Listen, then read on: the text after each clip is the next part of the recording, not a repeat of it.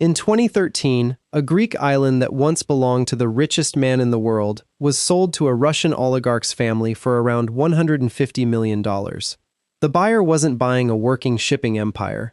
She was buying a graveyard, because the man who built that empire is buried on it, next to his son and his daughter, all three of them gone. The seller was his only surviving descendant, a woman who inherited more money at 18 than almost anyone alive, and who spent the next 20 years watching most of it disappear. His name was Aristotle Onassis, and at his peak he controlled the largest privately owned fleet of ships on the planet, a fleet so large that at various points it was compared to the merchant navies of entire countries. Her name is Athena Onassis, and today her fortune is estimated at somewhere under $1 billion, a fraction of what was sitting in front of her the day she came of age.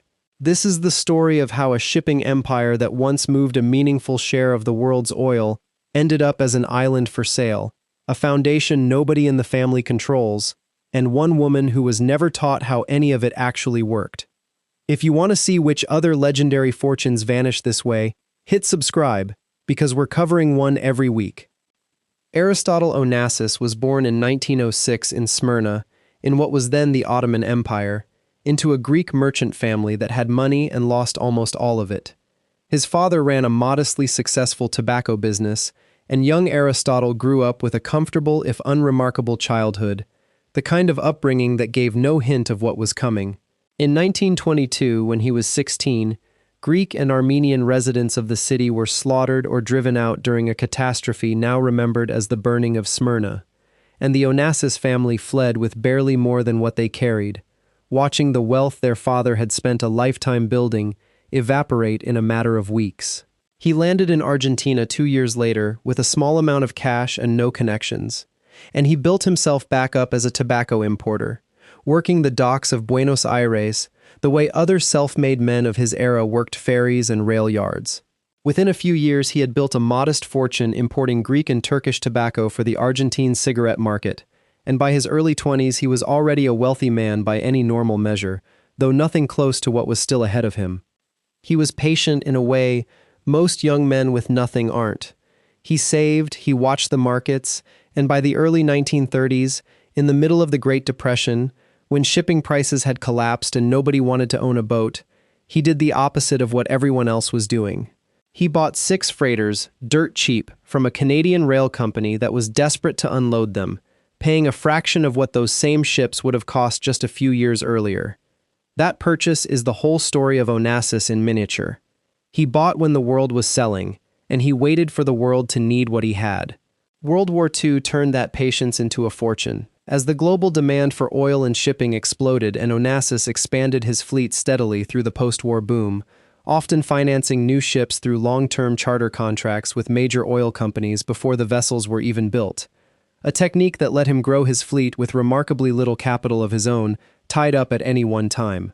By the 1950s, he had pioneered the modern supertanker, building ships far larger than anything that had sailed before, cutting the cost of moving oil across oceans in a way that reshaped the entire industry and forced his competitors, including his own future brother-in-law and lifelong rival Stavros Niarchos, to race to keep pace. At his height, Onassis controlled more than 100 vessels under a web of companies registered across multiple countries to minimize tax exposure, along with an airline, Olympic Airways, luxury real estate scattered across Europe, and his own private island Scorpios, which he bought off the coast of Greece in 1963 for the equivalent of about $12,000 in today's money, a price so small compared to what it would come to mean that it's almost funny in hindsight. He turned that barren island into a private paradise, planting thousands of trees, building a harbor for his yacht, and hosting a wedding there in 1968 that made headlines around the world when he married Jacqueline Kennedy, the widow of an assassinated American president. By the time he died in 1975, his estate was worth roughly $500 million, which is well over $2.5 billion in today's money, and depending on how you count his shipping assets and holdings, some estimates put the real figure considerably higher. Onassis had 2 children with his first wife, Athena Tina Livanos, a son named Alexander, and a daughter named Christina. Alexander was being groomed to take over the business, the way Onassis himself had once dreamed of taking over nothing at all and building something from it, spending his 20s learning the shipping trade at his father's side and being positioned as the clear heir apparent. In January 1973, Alexander was killed when a small plane he was piloting crashed on takeoff in Athens. He was 24. Onassis never really recovered from it, and friends and biographers describe the 2 years that followed as a slow collapse, both physical and emotional, for a man who had never lost a fight in his life until this one. He grew convinced, without solid evidence, that his son's death had been sabotage rather than an accident, and he spent much of his remaining time and money chasing that theory instead of running his business. When Onassis died 2 years later, in March 1975, from complications of a muscle disease that had left him increasingly frail, his will split the estate in a way that tells you exactly how much his son's death still weighed on him. 45% of the fortune went to a new charitable foundation created in Alexander's memory, and the remaining 55% went to his only living child, Christina. Christina Onassis was 24 when her father died, and she inherited control of a shipping empire she had spent almost no time being trained to run. Her father had once sent her to work in his New York office in the years before his death, trying to prepare her the way he'd once prepared her brother, but by every account she carried the weight of the company more than she ever mastered it.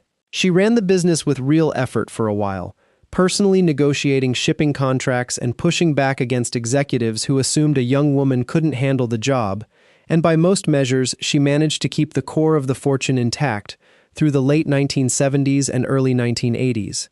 Even growing certain parts of the family's shipping and real estate holdings during the years she was most engaged. But her personal life was chaos in a way that made steady stewardship almost impossible.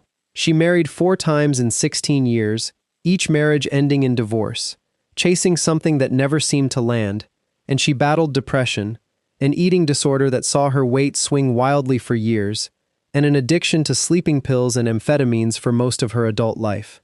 Her 4th marriage, to a French pharmaceutical heir named Thierry Roussel, produced her only child, a daughter named Athena, born in Paris in January 1985. The marriage lasted about 3 years and ended after Roussel fathered children with another woman while still married to Christina. On November 19, 1988, Christina Onassis was found dead in a bathtub at a friend's house in Buenos Aires of pulmonary edema at the age of 37. Athena was 3 years old. Christina's will left her estate, worth an estimated $250 million at the time and closer to $700 million in today's money, entirely to her daughter. But Christina had never fully trusted her ex-husband, and she had good reason not to, since Roussel had already fathered children with another woman while still married to her. So instead of handing the money to the child's father, Christina set up a board of trustees to manage the fortune until Athena came of age, made up of Roussel himself, alongside 4 of her father's old business confidants, men who had helped Aristotle Onassis build the empire in the first place, and who Christina trusted far more than she trusted her ex-husband. It sounds like a careful plan, and in some ways it was. It also meant that for the next 15 years, the money that belonged to a little girl was being managed by a rotating cast of lawyers, executors, and a father who spent a chunk of his life fighting with the other trustees over how much of Athena's inheritance he was allowed to spend on her upbringing, down to arguments over school fees and travel costs that had to be formally approved by men she barely knew. The arrangement produced exactly the kind of dysfunction you'd expect. Roussel threatened more than once to move Athena back to France, where the estate would have faced a far heavier tax bill, essentially using the child's location as leverage in disputes over the estate's management. A threat serious enough that it repeatedly forced the trustees back to the negotiating table. In 1999, a Liechtenstein court, tired of the infighting, stripped the original board of its authority and handed control of Athena's fortune to KPMG Fides, an outside Swiss auditing firm, which has kept the details of the portfolio locked behind strict confidentiality ever since, refusing even now to confirm the basic size or composition of the estate to journalists or biographers. Athena herself, interviewed as a teenager, said she felt what she called a great aversion to anything Greek, and in a later interview she said she blamed all the problems in her life on the Onassis name itself. Picture that for a second. The sole heir to one of history's great shipping fortunes grew up resenting the name that made her rich, raised in Switzerland by people managing money she had no say over, and, by her own account, very little emotional connection to the culture or the family history behind it. She has said in interviews that she was rarely allowed a normal childhood, trailed by bodyguards and lawyers instead of ordinary friends, an odd kind of poverty hidden inside an enormous fortune. Here's the detail that most retellings of this story skip past, and it matters more than any single decision Athena ever made. The Onassis shipping empire wasn't actually the pristine gold mine people imagine when they hear the word Onassis. Even before Aristotle died in 1975, the tanker industry was heading into serious trouble. The 1973 oil crisis had already started reshaping global shipping demand, driving oil prices up and shipping volumes down at the same time, a combination that hit tanker owners especially hard. Through the late 1970s and into the 1980s, the world was hit by a massive oil tanker glut, too many ships chasing too little cargo, as oil prices swung wildly and shipping rates collapsed to levels that made owning a fleet of supertankers a genuine financial liability rather than the guaranteed money machine it had been in the 1950s and 1960s. Fortunes that had been built on owning the biggest fleet in the world suddenly looked a lot less golden when half the fleet was sitting idle in port, still costing money in insurance, crew, and maintenance while earning nothing. The executors managing young Athena's estate made a decision that, on paper, looks defensive rather than reckless. Rather than keep gambling on an aging, increasingly risky shipping business in a market that had turned against nearly every owner in it, they steadily sold off the remaining Onassis vessels through the 1980s and 1990s, treating the ships as too volatile an asset for a portfolio that belonged to a minor who had no say in the matter. By the time Athena was an adult, the fleet that had once defined the family name barely existed anymore. The Onassis fortune had already quietly stopped being a shipping empire years before she ever touched a share of it, converted instead into cash, real estate, and a diversified investment portfolio managed from Switzerland. That's worth sitting with, because it flips the story people usually tell. Athena Onassis didn't lose a thriving shipping company through bad management. She inherited the leftover capital from a shipping company that had already been wound down by other people, long before she had any legal right to make a single decision about it. On her 18th birthday in January 2003, Athena Onassis took legal control of her mother's half of the estate for the first time. Press reports at the time threw around eye-popping numbers, estimates as high as $2.5 to $3 billion, including real estate in London, Paris, and St. Moritz, the Olympic shipping entities, and of course Scorpios itself. Some of those figures turned out to be inflated, built on decades of second-hand rumor about what the Onassis name was supposed to be worth, rather than a real accounting of what remained. And the Public Relations Office for the Alexander S. Onassis Foundation later described some of the reported property lists as, in their words, fancy and thoroughly inaccurate.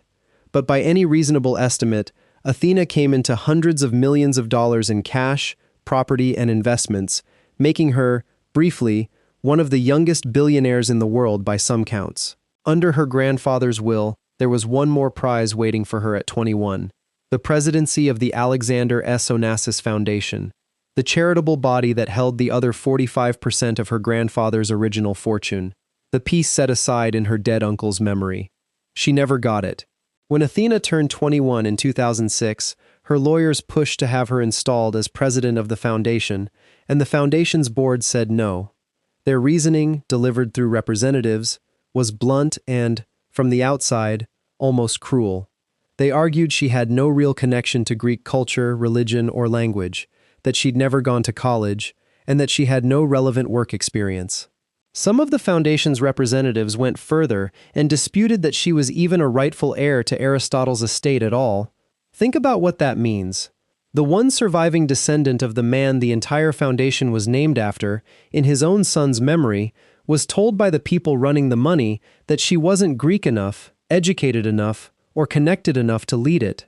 She walked away from that fight with nothing, and the foundation, still sitting on a substantial piece of what was once the Onassis fortune, worth well over $1 billion by some estimates, has been run by boards of trustees and executives, not by an Onassis, ever since, continuing to fund scholarships, cultural programs, and a major performing arts center in Athens, under a name Athena herself has no formal authority over. With the shipping business gone and the foundation out of reach, what was left for Athena was cash, real estate, and whatever she chose to do with it. And what she chose, more than anything else, was show jumping. She'd been riding competitively since childhood, taking to the sport as one of the few parts of her life that wasn't managed by lawyers and trustees. And as an adult, she poured a serious share of her fortune into it, buying horses, building an equestrian training operation called AD Sport Horses with her husband, purchasing a horse farm in Wellington, Florida for around $12 million, and founding her own international horse show that has run in Sao Paulo, Rio de Janeiro, and the French Riviera. Competitive horses at that level are not an investment that generates returns. They're one of the purest examples of a rich person's expensive hobby that exists, closer to Marjorie Post's palaces or the Vanderbilt's yachts than to anything that earns money back. It's a world that consumes cash on breeding, training, travel, veterinary care, and competition fees, year after year, the same way a mansion consumes money on staff and upkeep no matter how beautiful it looks. And top-level show-jumping horses themselves can each cost millions of dollars, while offering no guarantee of ever winning back a fraction of that investment. In 2005, at 20 years old, Athena married Brazilian show jumper Álvaro Doda de Miranda Neto, whom she'd met through the sport. The marriage lasted 11 years and produced 3 children before it collapsed in 2016 amid allegations that Miranda had been unfaithful for much of the relationship, reportedly for as long as 8 years. The divorce that followed was long, expensive, and public in exactly the way the family's earlier disputes had been, with reports at the time putting the legal costs alone at close to $100 million, and Miranda's side reportedly seeking a settlement worth hundreds of millions more in cash, alimony, and shared property tied up in their joint horse breeding business. It finally settled in 2017, with Athena's core fortune left largely intact but meaningfully lighter than it had been. That same year, she sold her Wellington estate for nearly $13 million. 2 years before the divorce settled, she sold something far more symbolic. In 2013, Athena sold Scorpios, the island her grandfather had bought for the price of a used car, and turned into the private resting place of 3 generations of his family, to a company controlled by the family of Russian billionaire Dmitry Rybolovlev, for a reported figure somewhere around $150 million. The island where Aristotle, Alexander, and Christina Onassis are all buried no longer belongs to the family. Athena reportedly negotiated the right for the family to keep visiting the graves, but the ground itself now belongs to someone else's family entirely. Add it all up, and estimates of Athena's current net worth cluster somewhere between $300 million and a little under $1 billion, depending on which report you trust and how the value of her remaining real estate and investments is being counted that year.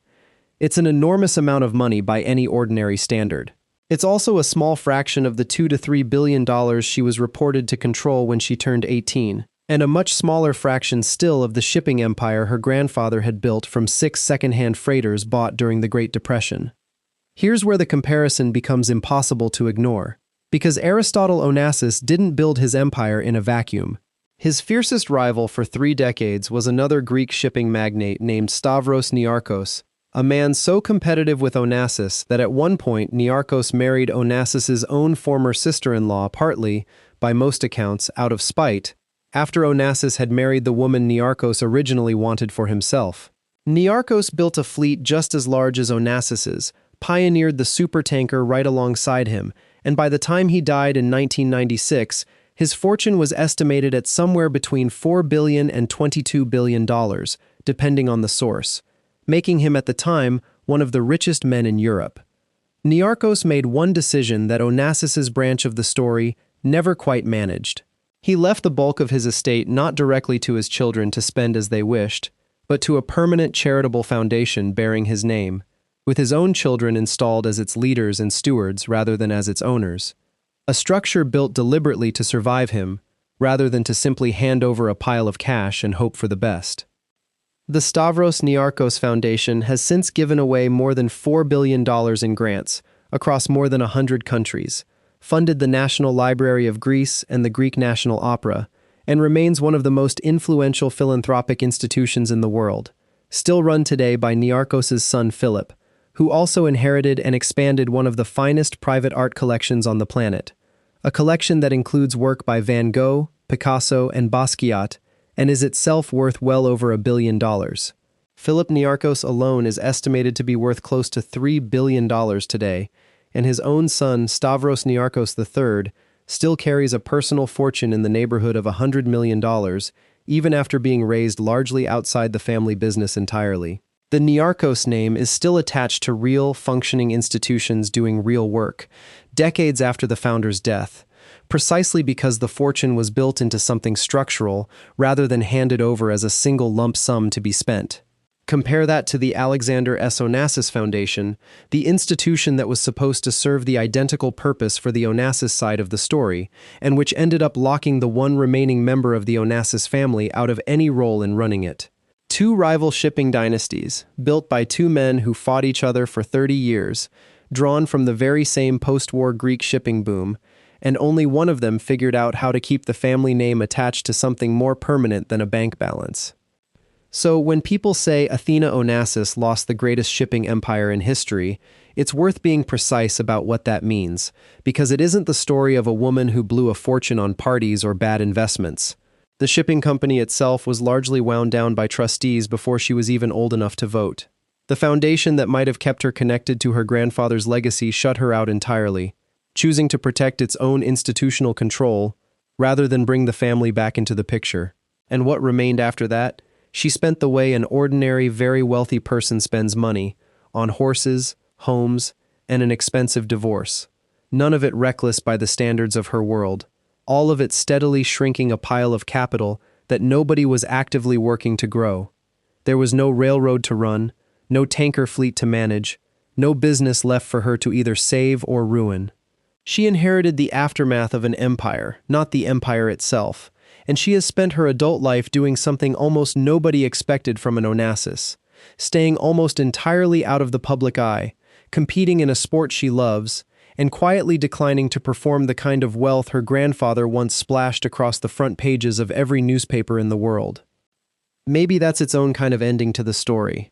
The man who built the fortune spent his life being the most talked about billionaire on earth, marrying a former first lady, throwing parties on his yacht for kings and movie stars, making sure everyone alive knew exactly how rich Aristotle Onassis was.